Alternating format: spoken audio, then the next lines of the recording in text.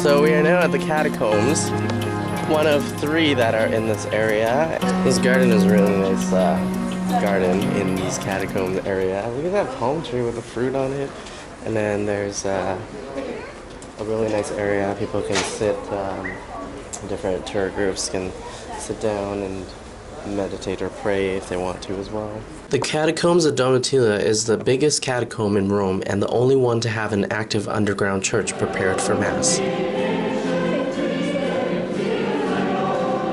There are 17 kilometers of caves on 3 levels and is the only remaining catacomb in Rome still containing sealed graves with bones. First of all, I mentioned it before, it's an underground cemetery. You have to imagine the Christians used to bury their relatives for 400 years here, only in late ancient times, between the end of the 1st century until the end of the 5th. The Christian catacombs were built in the late 1st century, and the land was scarce and often donated by rich Christians. The land of this catacomb was donated by Saint Flavia Domitilla, a granddaughter of an emperor, before she was exiled by professing her faith.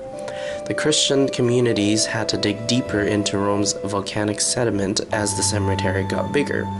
Although the catacombs in Rome are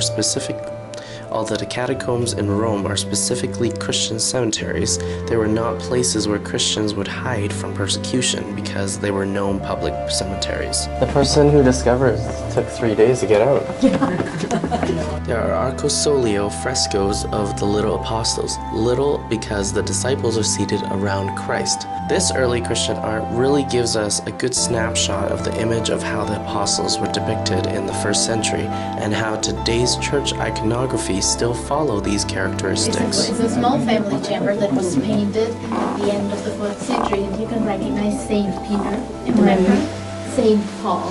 Just take a look. Peter shown by the white hair, white beard. Paul by the long pointed beard with a bowl.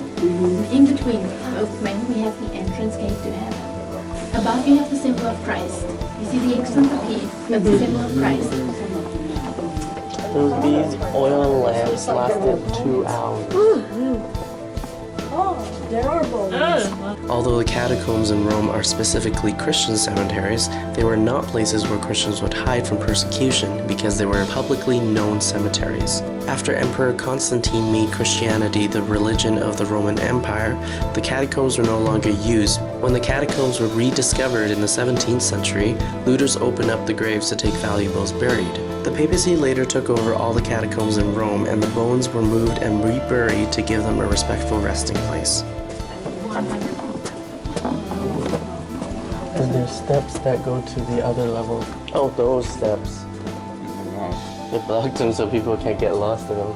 That's the end of the visit. Thank you for coming. So that was the catacombs.